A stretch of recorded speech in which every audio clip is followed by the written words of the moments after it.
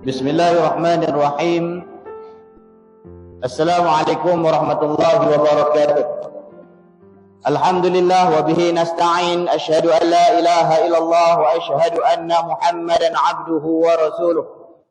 Allahumma salli ala sayyidina Muhammad wa ala alihi wa sahbihi ajma'in. Amma ba'. Alhamdulillah, syukur pada Allah Subhanahu wa taala. Pada malam ini seperti mana yang telah dirancang dan diatur.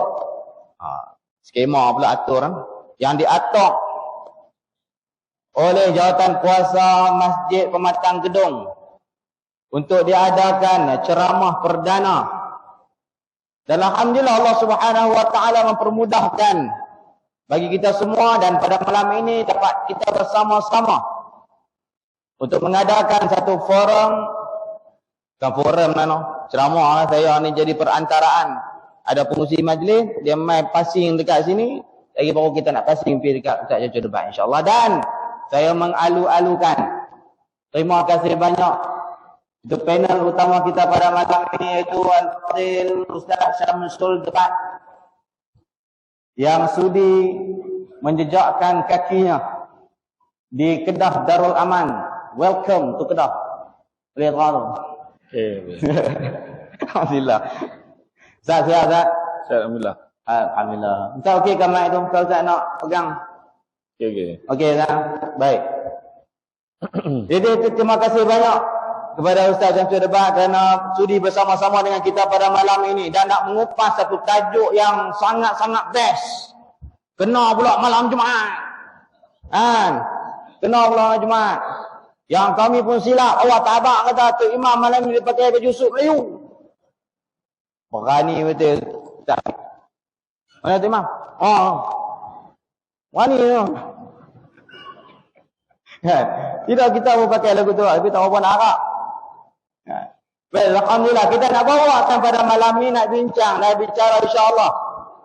Dalam keadaan duk panas-panas lagi. Sebut 3 aku tak boleh lah ni. Ni pun marah. Kita pula nak kena backup plan macam-macam apa semua. Hak nikah balik nak kena kahwin siapa. Jadi kita nak bincang pada malam ni satu tajuk yang sangat-sangat menarik, iaitu suami soleh, isteri soleha, idaman semua. Maksudnya macam mana? Perempuan nakkan suami yang soleh, yang suami pula nakkan kepada isteri yang soleha. Semua idaman semua. Tak ada tanyalah ni kan, aku tak maulah soleh-soleh. Aku nak kalau boleh yang teruk-teruk apa, yang jahat-jahat, tak ada. Semua nak baik-baik. Idaman semua kan. Tapi kadang-kadang dia bukan main terus satu package lagu tu. Dia bukan main nikah-nikah ya dapat package tu lah. Package bini soleha, suami soleh. Dia tak main package lagu tu. Jadi dia perlukan kerjasama. Dia perlukan tolak ansur dan banyak lagi lah. InsyaAllah sekali lagi kita nak dengar kupasan. Dan sebagai mukadimah saya kira pada malam ini, mungkin Ustaz boleh kupaskan tajuk kita pada malam ini yang mereka bawa suami soleh, isteri soleh, idaman semua. Dipersilakan Ustaz. A'udzubillahi minasyaitonirrajim. Bismillahirrahmanirrahim. Assalamualaikum warahmatullahi wabarakatuh. Alhamdulillah, alhamdulillahillazi arsala rasulahu bil huda wa dinil haqqi liyuzhirahu 'ala dini kullihi walau karihal kafirun wa karihal musyrikun wa karihal muslimun. Subhanaka la ilma lana illa ma 'allamtana innaka antal alimul hakim. Rabbi shrah li sadri wa yassir li amri wa hlul 'uqdatam min lisani yafqahu qawli. Alhamdulillah, syukur kepada Allah Subhanahu wa taala, segala puji bagi Allah Tuhan sekalian alam, salat dan salam ke atas junjungan yang besar Nabi Muhammad sallallahu alaihi wasallam. Masih banyak saya ucapkan kepada tuan moderator kita pada hari ini, Ustaz Firdaus Firabib. Moderator pilihan. Setelah dibuat beberapa tapisan, inilah moderator yang telah dipilih. Moderator pilih. Kan? Dah tak ada lainnya lah yang ada. Alhamdulillah. Yang ni boleh harap sikit pun.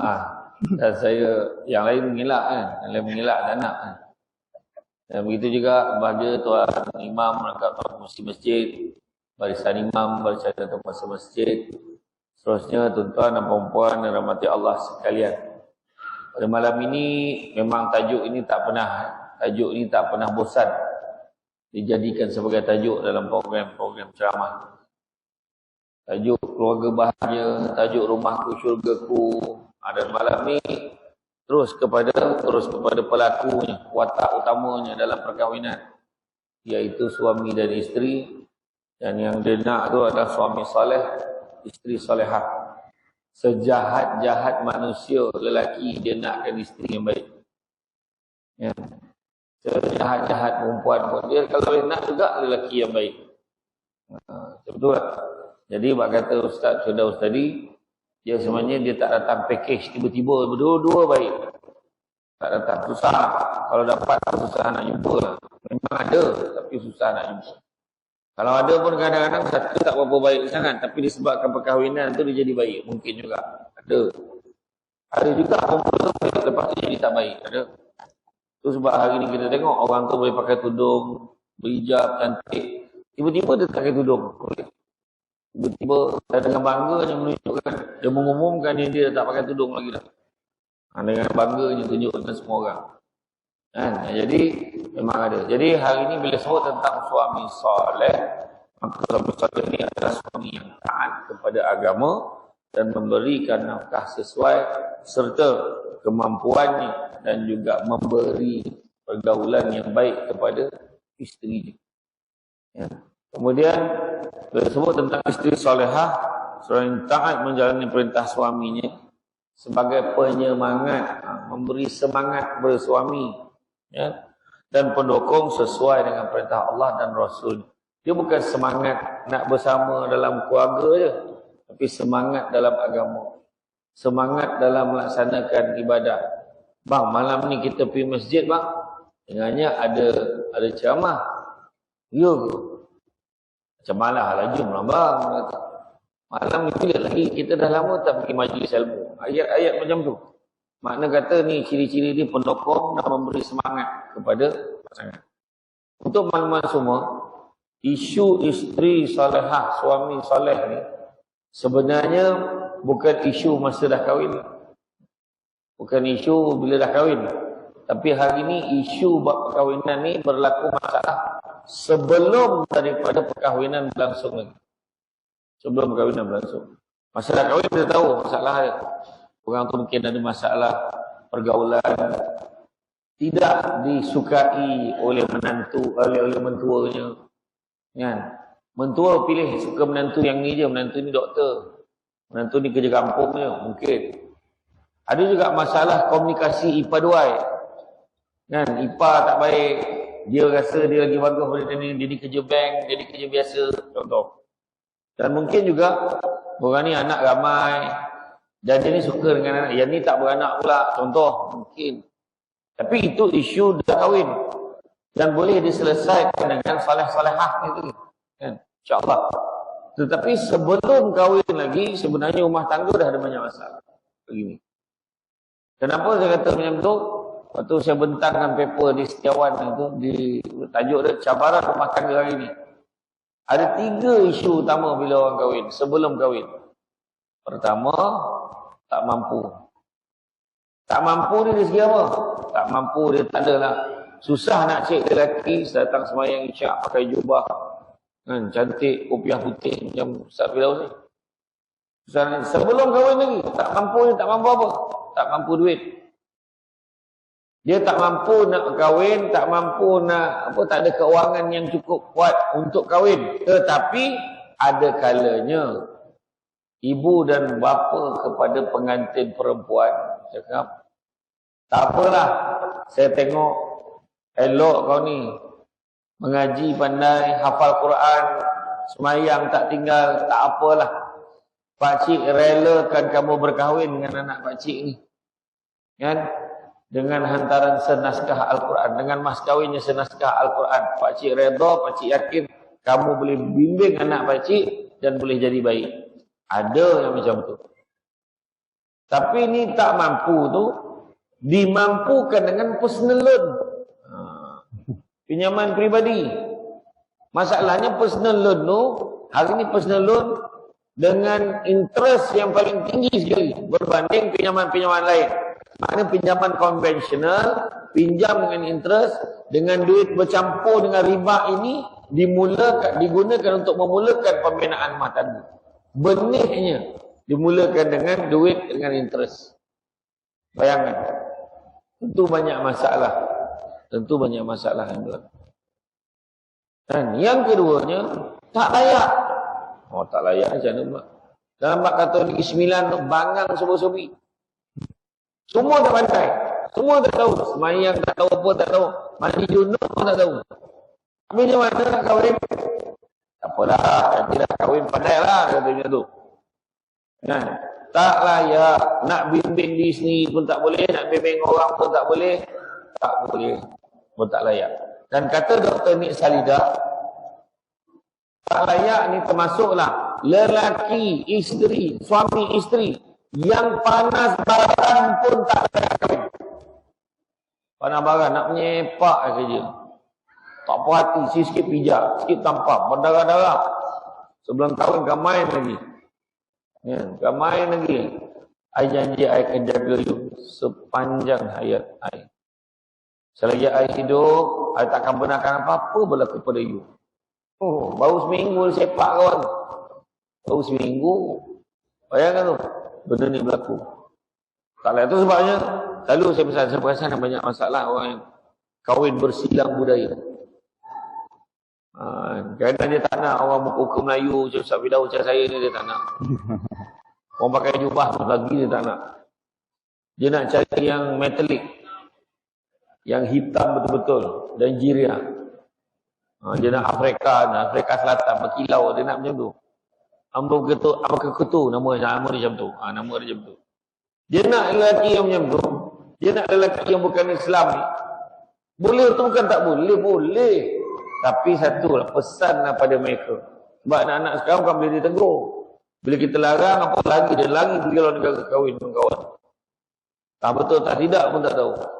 Maka kepada anak kahwin dah ikut prosedur ke negara tu. Sudah.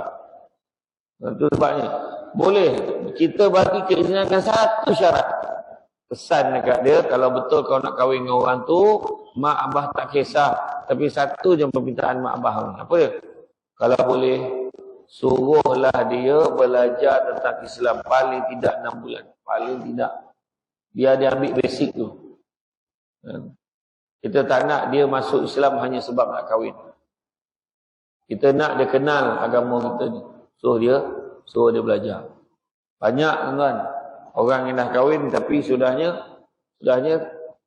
tak boleh nak bimbing. Dia kata, besok aku dah kahwin, pandailah aku ajar dia. Sudahnya tak ajar. Lepas tu bergaduh. Kenapa kau tak semayang? Kenapa abang tak semayang? Kau yang suruh aku masuk Islam dulu. Sekarang kau nak suruh aku semayang pula? Nak marah. Sebab basic dia tak ada. Banyak berlaku masalah. Tu belum cerita lagi. Kahwin dengan yang bukan Islam. Bukan Islam tu masuk Islam. Dia lagi taat daripada yang Islam tu tadi. Banyak juga. Ada. Tu yang kedua. Dan yang ketiganya masalah ikhtilat. Ikhtilat ni bukan kata pasangan yang nak kahwin dia tak jaga hubungan sebelum kahwin. Bukan. Kadang-kadang sebelum kahwin, bukan dia tu. Bakal suami ni dengan macam-macam perempuan lah. Apa-apa benda tak buat. Yang isteri ni dengan macam-macam lelaki, apa benda tak buat. Dulu lain. Dulu mungkinlah kemungkinan ni persen tu kecil. Tapi hari ni dasar langit terbuka, dunia tanpa sempadan, semua benda ada dalam maklumat. Ex-boyfriend dengki, marah, tak suka tengok ex-girlfriend dia bahagia. Hantar video dekat suami dia. Dulu dia dah buat macam-macam dengan lelaki ni dia. Lelaki pun ada, ex-boyfriend tak puas hati, hantar. Yang penting dia nak kawan tu bergaduh. Itu cabaran dia hari ni. Ada yang dah kahwin 10 tahun baru dapat tahu. Baru dapat tahu maklumat. Isteri pernah terlanjur dengan lelaki lain. Banyak. Dah berapa puluh tahun kahwin, baru tahu Yang suami dia nak macam-macam umpan dengan dia. Yang disentuhnya dia buat macam-macam. Inilah sebabnya disebutkan sebagai idaman semua. Suami yang soleh-solehah, idaman semua. Suami isteri soleh-solehah. Macam malam ni kan, nampak solehnya. Sebab datang masjid. Kan, nampak solehahnya. Nampak muka tu berzikir je. Kalau orang tu dalam ceramah ni, dia pandang saya mula sampai habis. Itu biasa. Itu biasa. Yang luar biasa sikit, dia kejap-kejap tengok, kejap-kejap dia lelap.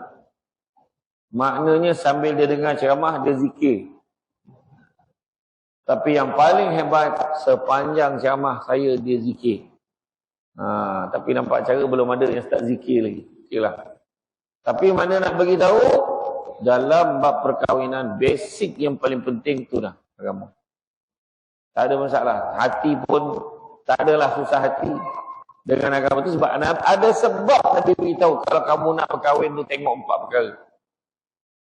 Tengok lijama liha, tengok kecantikan dia, tengok harta bendanya, tengok keturunan dia, tengok agama dia. Dan Nabi kata kalau tak ada pun, kalau tak ada sangat pun lah, paling tidak tengoklah agama dia. Tengok agama. Sebab apa? Kalau agama okey. Kalau agama okey, terjaga, ada ilmu, boleh didik, mengajar.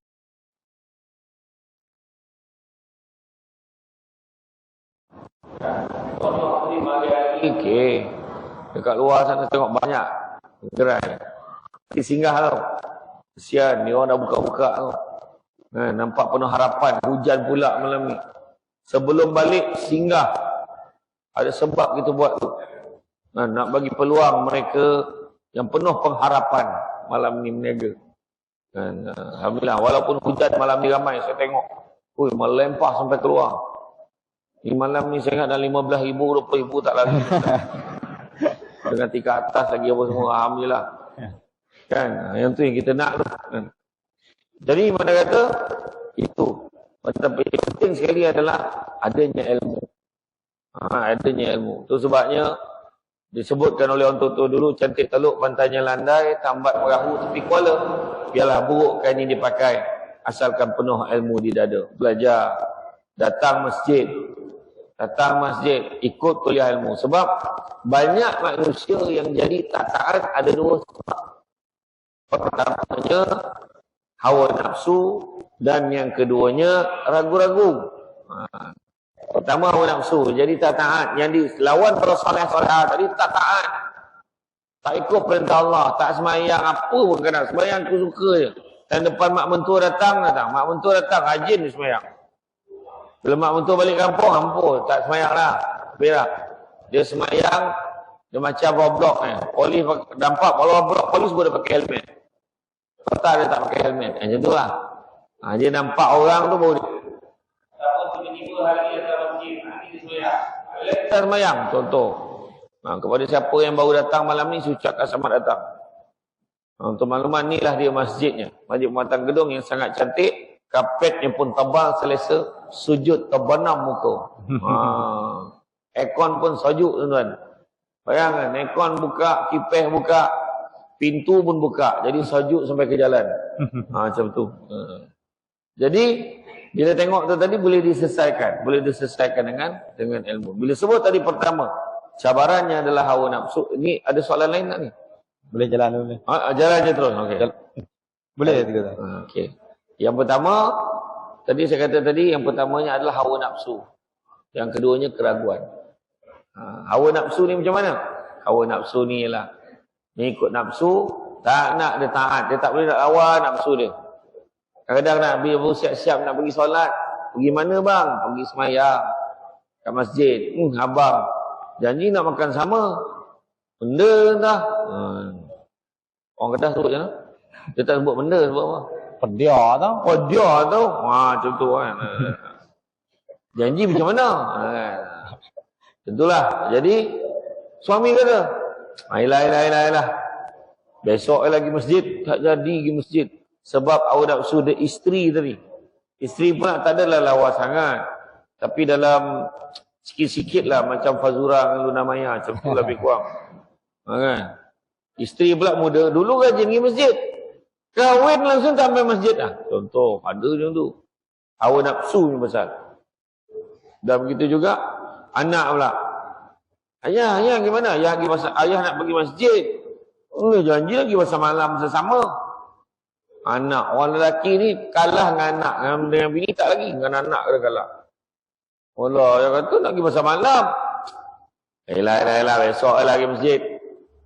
Langsung ikut anak pergi pasal malam. Betul. Itu yang pertama. Jadi, nak atasi itu jihad. Kena berjuang untuk mengatasi masalah dan ujian seperti ini. Abang kata nak pergi makan sama malam ni. Ini masjid pula. Jangan risau. Abang pergi masjid tak lama. Sekejap aja.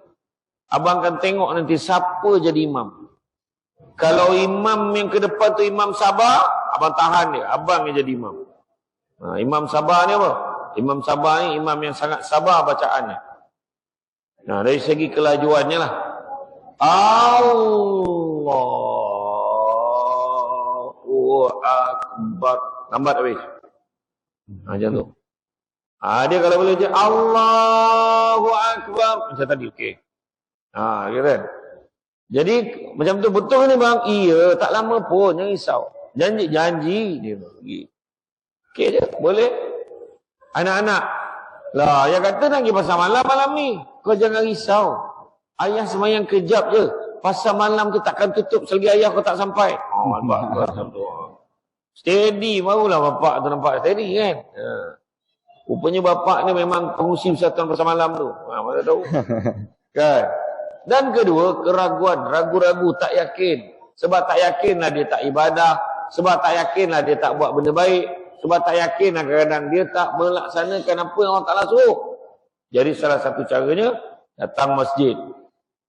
Datang kuliah. Datang majlis ilmu. Macam di masjid ni, setiap malam ada kuliah. Ustaz Firdaus ni pun ada mengajar. Kan?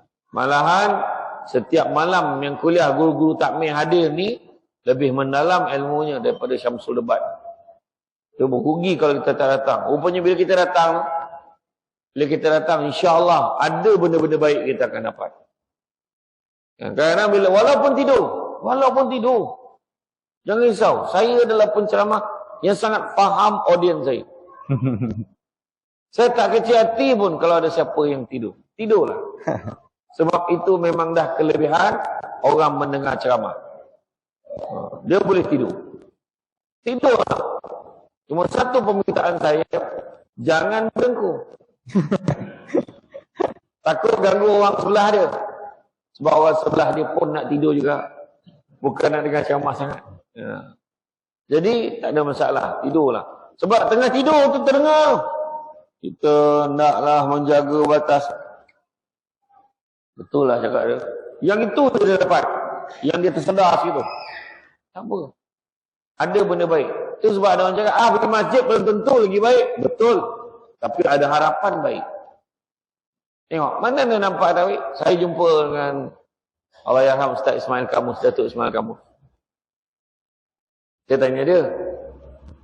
Saya buat masa tu setahun sebelum dia meninggal. Dia masuk IJN, anak dia beritahu saya. Kalau nak jumpa Abah, jumpalah. Abah dekat IJN tu. Oh, ya ke saya pergi bulan puasa. Saya jumpa. Dah jumpa buah-buah dengan dia. Sebab nak jumpa dia tu, kena minta izin bawah tu. Yang bawah kata, nanti saya tanya, Datuk, ni ada seorang Ustaz Samsul Bat nak jumpa. Boleh tak? Bagi dia naik. Siapa naik? Yang buah-buah rancak je kat buah. Dalam dia tak sihat tu, kata tu. Rancak apa? Saya tanya, ada tak apa-apa pesan? Nak pesan. Dia pun pesan. Dia kata apa? Ada dua perkara nak pesan. Pertama, pesan kat kawan-kawan penceramah semua. Kalau boleh ceramah tu janganlah menjerit. Kata. Aku fikir siapa yang menjeritkan kawan. Aku rasa kat Kedah ni ada seorang, kat Penang ada seorang. Dia tu kan. Tapi sebab maksud Datuk Ismail Kamus tadi, menjerit pada maksudnya. Jangan marah orang yang dengar ceramah. Sebab yang dengar tu semua orang baik-baik. Kata. Cakap baik-baik. Orang baik-baik yang datang ni. Tu kata Datuk Ismail Kamus. Dan kedua, sabar banyak-banyak. Dalam dunia dakwah ni, sabar banyak-banyak. Orang cakap macam tu, orang cakap macam ni, sabar. Itu pesan dia. Jadi nak beritahu, orang yang datang masjid ni dia orang baik, insya-Allah. So peduli dengan apa orang cakap. Datang masjid belum tentu baik. Itu belum cerita dia cakap. Pergi kelab malam disco belum tentu tak baik. Betul belum tentu tak baik. Tapi ada harapan jadi tak baik. Belum pernah lagi orang datang disco, tengah joget-joget tu tiba berhenti. Diam. Isyak, diam. Tak pernah lagi. Lagi rancak dia berjoget. Sampai tengah malam kadang-kadang. Tu belum cerita lagi. Minum air tu, yang air itulah air tu, air kok apa? Lah tu, air lah. Saya tak boleh sebut je nama dia sebab dia tak taja ceramah kita malam ni. Air gas tu lah, lah tu, kan? Tahu kan?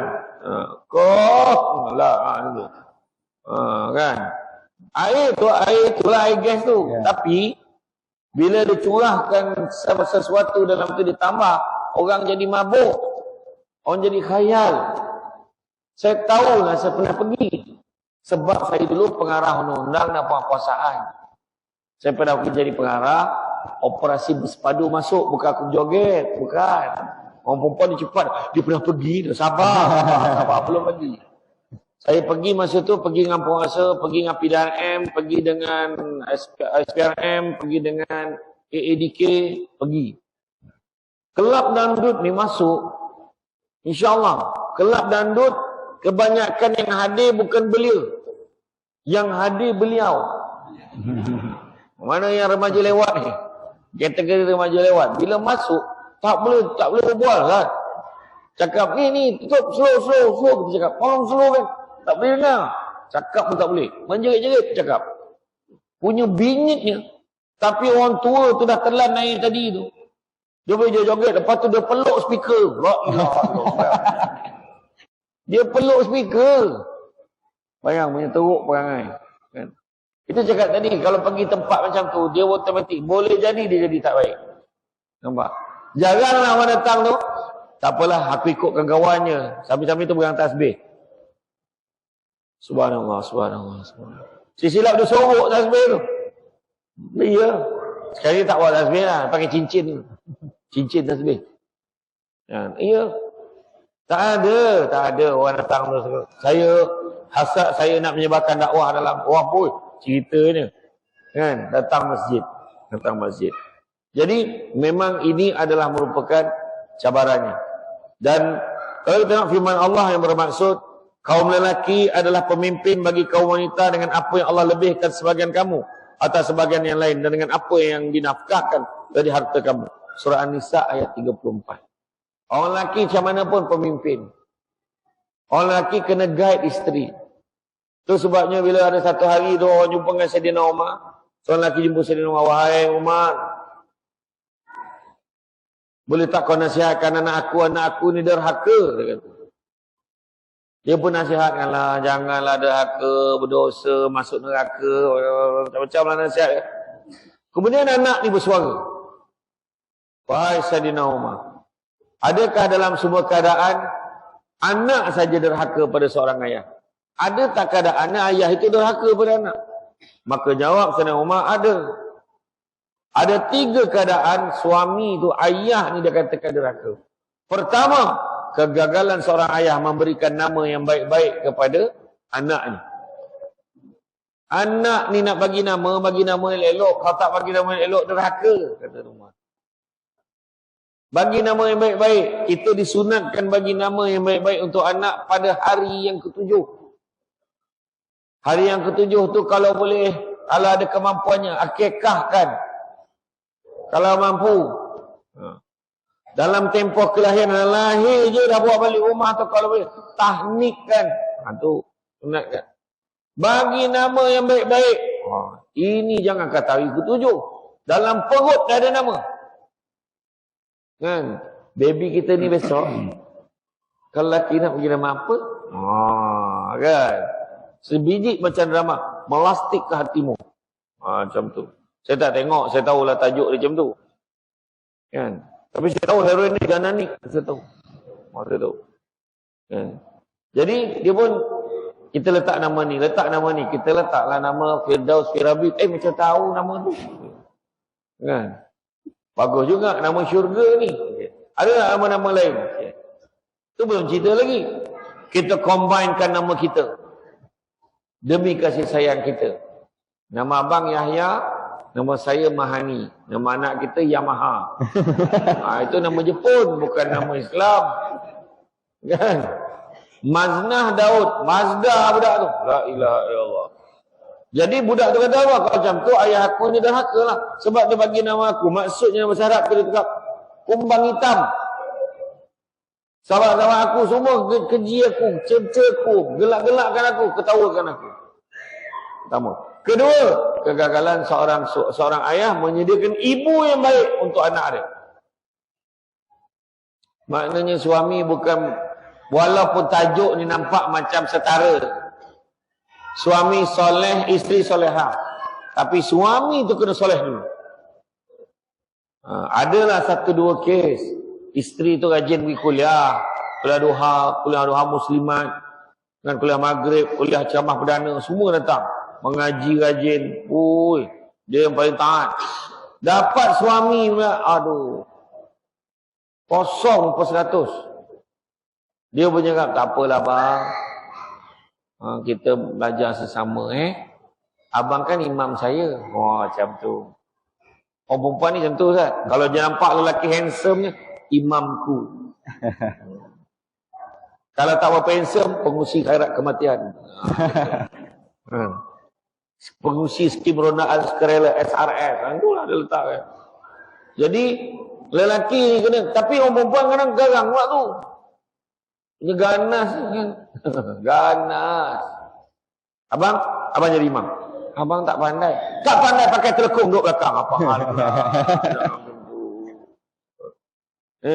Yang kedua. Jadi sediakan ibu yang baik, maksudnya kena didik isteri jadi baik. Orang lelaki kena ingat, kena bagi nafkah kepada isteri zahir dan batin. Zahir, makan, pakaian, tempat tinggal. Bagi. Walaupun rumah sewa, kena siapkan. Walaupun bilik sewa, kena siapkan. Orang perempuan jangan petikai. Abang masih belum menyelesaikan tanggungjawab. Abang, ini rumah sewa. Kan? Ini sebiji macam Kasim Selamat duduk bawah loteng ni. Kan? Ini saya tak perlukan rumah seperti ini. Saya nakkan rumah yang sebenar. Salah. Kalau suami dapat sediakan walaupun rumah sewa kecil, itulah tempat terbaik. Tempat terbaik seorang isteri adalah di rumah dan tempat yang ditentukan oleh suaminya. Ingat tu. Jadi kena didik. Tadi nafkah zahir, nafkah batin dengan mana? Nafkah batin bukan hanya yang atas katil itu saja. Nafkah batin termasuklah memberi didikan agama. Itu nafkah batin. Kalau suami rasa tak boleh nak mengajar isteri, jangan halang isteri datang masjid belajar agama. Syamsul Bat boleh tak ajar isteri dia? Boleh tak? Tak boleh. Hari-hari ceramah kat luar. Manyang bini orang ajarnya.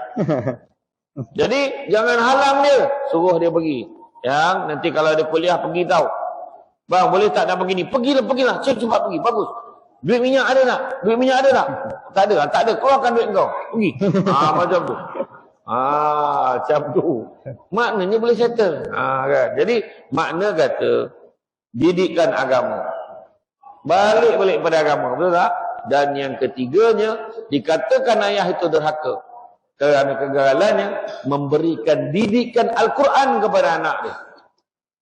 Sebab dulu silibusnya Al-Quran. Hari ini bukan hanya Al-Quran, pelbagai ilmu-ilmu yang perlu dipelajari. Nabi pun tak halang kita ambil dunia. Ambil dunia sekadaran untuk bekal akhirat.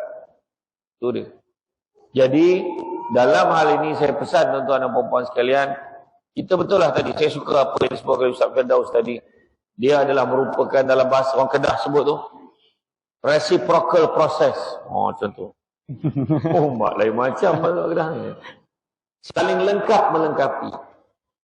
Mana yang suami, mana isteri tak cukup, suami kena cukupkan. Lain macam bunyi. Mana yang isterinya tak cukup, bukan. Mana yang tak cukup pada isteri tu, cukupkan. Mana yang suami rasa kekurangan, isteri bantu cukupkan. Jadi itu yang penting. Mana yang suami, bang, memang kita belajar sesama bang. Bang, solat macam ni bang. Oh iya ke? Betul. Di Seremban 2 di Negeri Sembilan. Ada satu pasang suami isteri ni, memang rajin tak pernah tinggal tahajud malam. Memang jaranglah dia tak buat, melainkan ada hal mesti buat. Rumahnya rumah teres tengah, bukan tepi, bukan corner lot, tengah. Ada pintu depan, pintu belakang aja. Grill pun tak pasang. Setiap malam dia tahajud, dan dia pernah pesan dengan isteri dia, kalau apa-apa hal bila semayang nampak benda-benda macam melintas ke apa, peduli kan, itu makhluk Allah. Ingat pesan abang, baik bang. Semayang. Entah macam mana satu malam tu pencuri masuk dalam rumah. Rumah 2 tingkat. Pencuri tu masuk, jumpa dalam bilik, ni tengah tahajud ni. Jumpa rantai, jumpa gelang, cincin, ambil duit, ambil. Tetapi dengan izin Allah, Allah lindungi keluarga dia ni. Bila pencuri ni nak keluar, tak jumpa pintu keluar. Bukan cerita buat-buat ni, betul-betul. Tak jumpa pintu keluar. Bila tak jumpa pintu keluar, apa dia buat? Dia letak balik barang tu, dia ikut sama-sama solat dengan pasangan suami isteri. Yang isteri semayang ni, isteri nampak Allah. Oh, suami dah pesan dah. Peduli kan, ni makhluk Allah. Dan lepas habis selesai, masa bagi salam, Assalamualaikum warahmatullahi wabarakatuh. Kejut dia, aduh malu. Assalamualaikum warahmatullahi wabarakatuh. Jadi dia kata, apa ni? Budak ni, budak muda lagi. Dia salam, cium tangan, minta maaf, pakcik, minta maaf. Kenapa ni? Sebenarnya saya masuk, saya nak mencuri. Tapi, saya tak jumpa pintu keluar. Subhanallah. Masya Allah. Kenapa kamu mencuri ni? Saya mencuri sebab mak saya tak sihat. Saya tak tahu macam mana lagi nak cari duit. Saya tak tahu dah macam mana nak buat. Terus saya mencuri tu, tak apalah. Ini ambil 100, beli ubat untuk mak kamu. Ada duit, bayar. Tak ada duit, pakcik halalkan. Janji dengan pakcik tak nak buat lagi. Saya janji pakcik tak buat lagi. Tengok. Rumah tangga ni. Kita nampak, tak payah pasang geril alam. Rupa-rupanya minta Allah tolong jagakan. Dan Allah pesan. Nabi pesan. Nabi pesan pada Imam Ibn Abbas, Abdullah bin Abbas. Dia kata apa? Kalaulah satu dunia ni berhimpun nak memberikan keuntungan kepadamu, nescaya kamu tidak akan mendapatkan, melainkan sekadar yang ditentukan oleh Allah untukmu. Dan kalaulah satu dunia ni berhimpun ingin memberikan kemudaratan kepadamu, nescaya kamu tidak akan mendapatkannya, melainkan sekadar yang telah ditentukan oleh Allah untukmu. Maknanya, itu yang dapat siapa? Orang yang datang belajar agama. Yang dapat apa? Orang yang datang kuliah dengar kuliah. Daripada ustaz-ustaz yang bertauliah yang datang mengajar di masjid. Kan, nama majlis ilmu. Tengok dalam TV, tengok forum. Ni kadang tak tengok. Dekat rumah tengok Netflix. Dekat rumah tengok drama pukul 7. Dah lah drama pukul 7 lah tu. Heran saya ustaz. Heran. Seingat saya waktu saya sekolah dululah, daripada kecil. Suka tengok drama ni.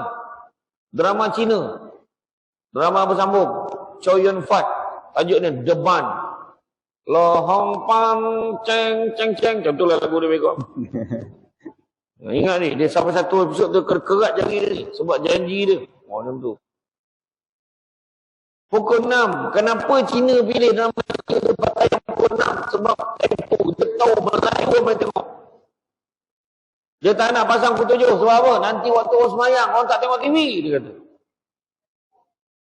Tiba-tiba hari ni drama Melayu ke-7, heran. Drama apa ni? Perempuan itu. Apa ni? Melastik ke hatimu. Apa lagi? Suamiku Mr. Pilot. Saya tahu tajuk je. Ala drama yang sekarang apa tajuk drama tu? Tak tahulah. Di masjid mana tahu? Betul lah tu. Kan? Jadi mana kata? Heran. Itulah. Mana kena cakap juga tu. Kena tegur menteri ni Melayu. Kena cakap. Kena beritahu. Betulkan balik. Yang mana pukul 7? Dulu mana berani orang buka TV? Ayah sebagai pimpin keluarga, tutup TV. Maghrib tak tahu. Oh, macam tu. Oh, betul. Sekarang berjemaah dengan bapak aku tengok. Oh, dulu kalau cerita orang putih, Ustaz, ada babak bercium, tutup mata. Tutup mata. Bapak tengok. Ada sudah. Bapak dia tahu dah sudah. Dah sudah. Kan? Tapi bapak dia mungkin tengok tempat lain lah. Agaknya kan. Jadi itu adalah antaranya. Dan begitu juga Allah memberi amanah kepimpinan pada suami bukan sebagai kemuliaan semata-mata, tapi bersama-sama dengan tugas yang berat. Orang lelaki ni memang berat kerjanya. Jadi suami ni berat. Orang perempuan Nabi dah pesan, jaga solat, jaga puasa, jaga maruah diri, maruah suami, taat perintah suami, jaga empat-empat ni. Masuklah ke dalam syurga.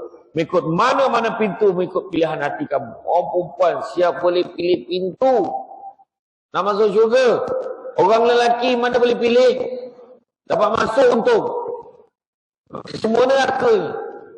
Masuk yang bercakap. Neraka semua calon-calon.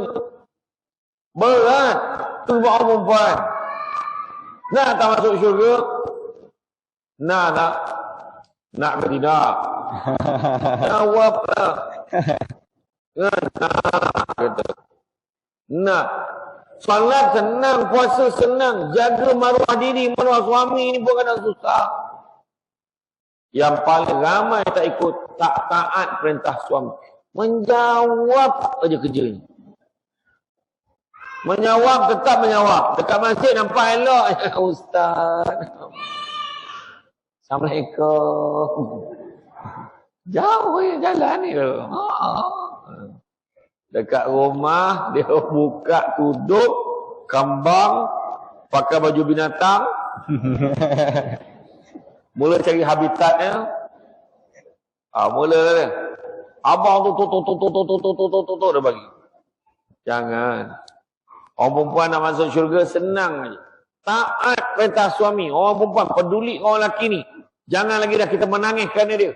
Kita lantak. Apa dia nak buat? Lantak lah. Kita setuju je. Faham? Setuju je bang. So sign. Mana bang nak sign? Cakap saya sign.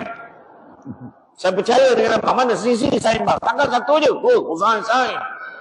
Macam tu. Boleh? Boleh ke tak boleh? Tengok. Itulah dia orang perempuan. Dah bagi hadis ni. Nabi pesan, apa dia peduli? Lawan tetap lawan. Aduh, hai. Orang perempuan mungkin tak membunuh, Ustaz. Dia tak mencuri, Ustaz. Dia tak menipu, Ustaz. Tapi satu benda tak boleh buang dalam hati dia, sangka buruk. Saya kata taat perintah suami, sign. Sangka buruk. Suami nak transfer tanah nama kita. Tengok. Suami suruh sign nak bagi kereta. Nak bagi cash ni, dia bagi cek, sign. Sangka buruk tak habis-habis. Orang lelaki langsung tak terfikir bukan-bukan. Elok aja tengok. Sebab kami ni calon neraka. Sebab kami ni kena baik. Orang perempuan banyak cerita. 2-3 hari ni teruk orang lelaki kena balon. Hari tu Tesla, hari ni Tega. Pening pula. Masa tu lah orang perempuan komen. Macam dia lah, macam paling suci dalam dunia ni. Ni teruk betul. Mengabaikan isteri. Sudahlah, kalau kau betul gentle, kenapa kau kahwin kat Siam? Elok lagi abang Tesla atau kahwin kat Malaysia. Hari tu Tesla kahwin kat Malaysia, apa kau bantai juga? Orang lelaki nak komen pun tak tahu. Dia tanya, bang, abang tak tengok ke isu sekarang ni? Isu apa? Yang dia tanya tu Ustaz Firdaus. Ustaz Firdaus mana dia tengok media sosial ni, tak layan dunia semua tu. Betul. Samsul debat pun kena tanya. Abang tahu tak ni? Manalah aku tahu. Abang tahu tak? Dia sebutlah nama orang tu. Siapa dia ni kata? Dia ni popular juga. Ya ke popular? Kalau popular, kenapa aku tak tahu? Macam itulah ceritanya. Kita jangan komen seolah-olah kita hari-hari duduk dengan orang tu. Itulah penyakit orang Malaysia. Semua nak komen. Inilah, itulah, inilah. Macam dia suci sangat. Jangan. Hati-hati. Sebab saya kata, dalam bab pernikahan ni, ada isteri buat salah, ada suami buat salah. Kan kata, lengkap melengkapi. Itu sebab kalau pergi unit runding cara, jumpa kaunselor rumah tangga ni, macam-macam keburukan kita akan cerita. Boleh cerita. Boleh cerita. Suami masalah macam ni, macam ni. Suami kata isteri ni macam ni, macam ni. Mesti ada. Dengar ni saya cakap. Orang perempuan dengar Segamak-gamak ikan. Cakap ni 9. Segamak-gamak ikan tentu ada tulang. Sekurui-kurui ikan. Wah, cakap tahu. Sekurui-kurui ikan tentu ada isinya. Sebaik-baik manusia ada kelemahan. Seburuk-buruk manusia ada kebaikannya. Kalau pilih nak tengok kebaikan, insya-Allah jumpa. Kita kahwin dengan dia dah 20 tahun. Takkan tak tahu kekurangan dia. Ada tahu. Suami saya pemalas. Mengangkang aja ke rumah. Apa benda pun tak buat. Apa benda pun tak buat. Ayat dia. Yang suaminya balik hari-hari bawa balik lauk tak cerita. Suami bagi duit belanja setiap bulan tak pernah culas bagi duit belanja. Malahan bagi lebih banyak daripada apa yang suami dia ada. Tak cerita. Nampak tak? Suami cerita, isteri saya tak layan saya. Saya nakkan sesuatu pada malam hari. Macam minta sedekah. Tolonglah. Macam itulah. Isteri saya mengabaikan saya. Jiwa saya. Allahu Akbar. Saya rindukan belayan kasih sayang. Wah, bini bukan nak mampu tuan-tuan dia. Isteri saya mengabaikan saya. Tapi perempuannya kak. Dia tak cerita isteri bangun setiap hari pukul 5 pagi nak siapkan sarapan anak-anak pergi sekolah. Siapkan anak-anak. Dah lah anak bukannya sikit, ramai. Sambil-sambil balik kerja 12 orang anak. Tu belum betul-betul lagi tu. Tu baru balik kerja. 12 orang anak. Siap seorang-seorang. Sekolah ni lain, sekolah ni lain. Ni belanja lain, ni belanja lain, ni belanja lain. Nak siapkan makanan yang seorang tak boleh nak pedas. Ada seorang sampai Ustaz. Setiap pagi dia bangun pukul 4 pagi. Sebab nak siapkan makanan. Sebab anak dia tak boleh makan makanan dekat kantin. Pukul 4 pagi bangun siapkan makanan bekal untuk anak-anak ni. Kawan saya di Kuala Lipis faham. Bukan Siti Nurhaliza, bukan. Ini orang lain. Orang lain. Bayangkanlah.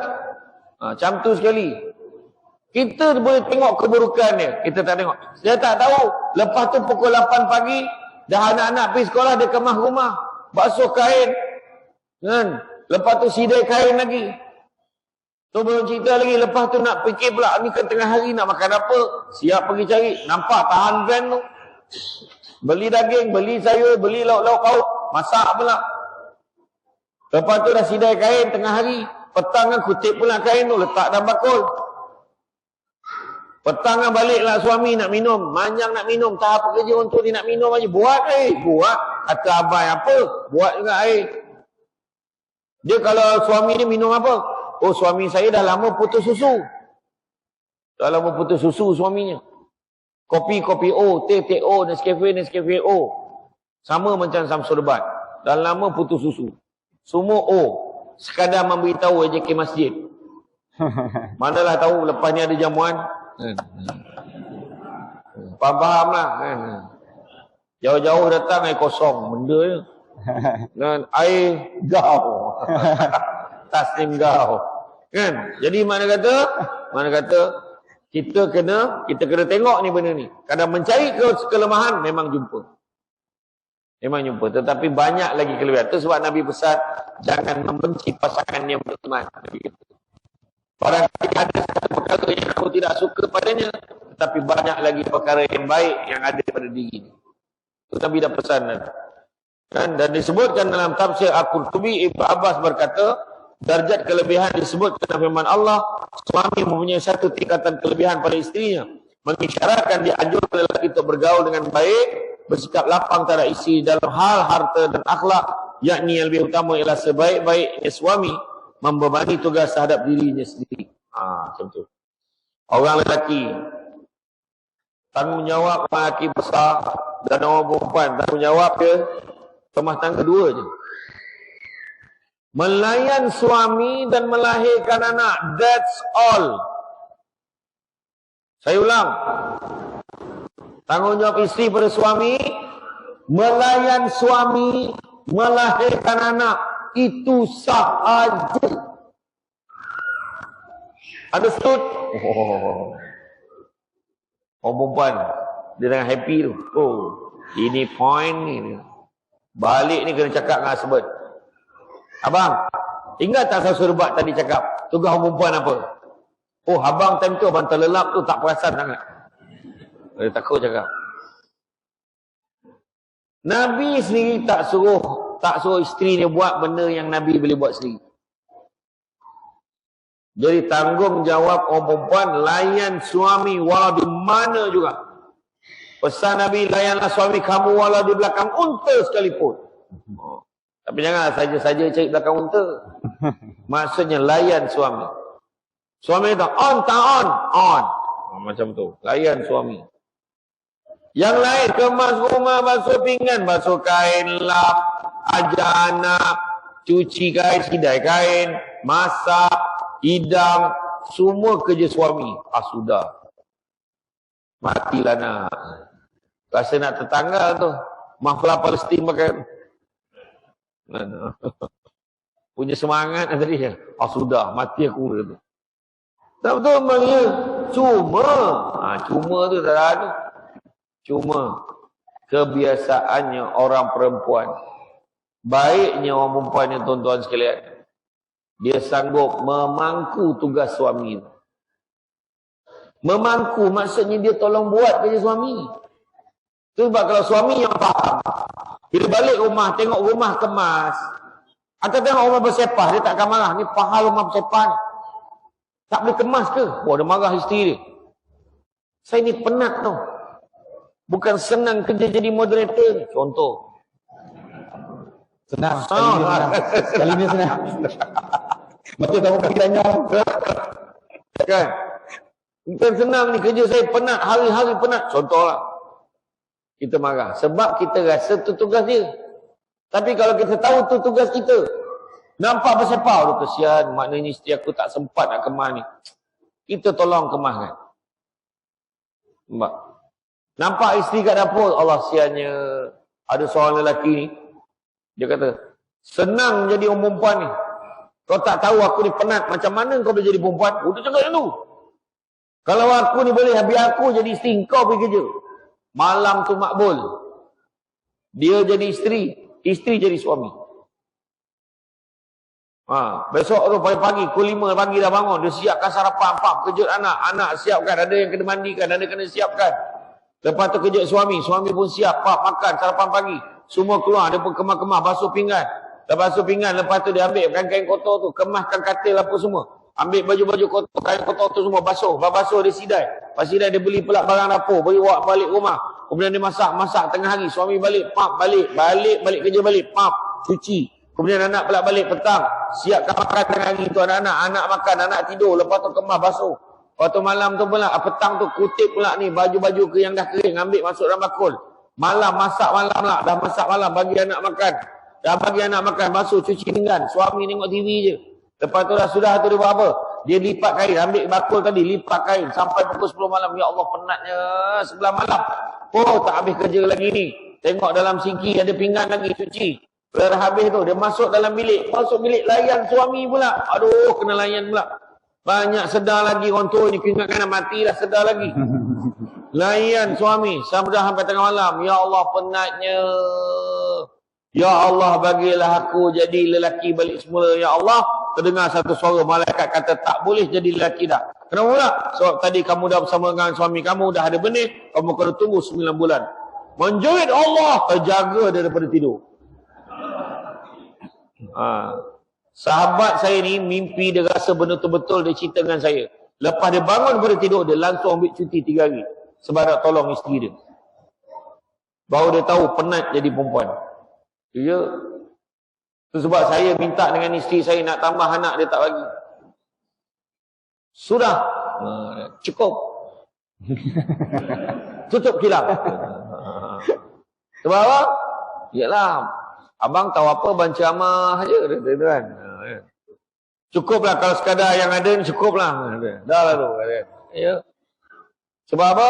Sebab dia kata susah menghadap kat rumah. Kesian orang perempuan kan.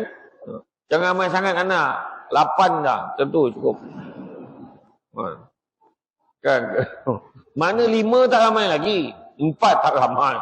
3 orang sekarang. 3 je nak kita tahu. Jangan orang lain perempuan ingat jangan suka-suka tutup kilang. Nak tutup kilang pastikan bincang dengan pengurus. Sebab pengurus kalau dia jumpa tapak baru, jangan main-main. Langsung buat pengumuman, cawangan baru dibuka. Hari ini. Kan? Itulah dia. Jadi sebut sedikit, itulah dia tuan-tuan. Dan satu lagi saya pesan, macam mana Muhammad Abduh berkata dalam tafsirnya musuh firman Allah, dan para suami punya satu tingkat kelebihan daripada istrinya itu, mewajibkan wanita satu perkara, dan wajibkan kepada lelaki beberapa perkara. Maknanya, taatlah pada suami. Dan suami, jangan salah guna ketaatan itu. Jaga. Ada satu isu saya nak sebut pun malu sebenarnya, tapi ada satu pasangan ni. Bila agama ni tak ada, suami ni ada isteri ni pula perkahwinan kedua dia. Suaminya muda, sedikit muda.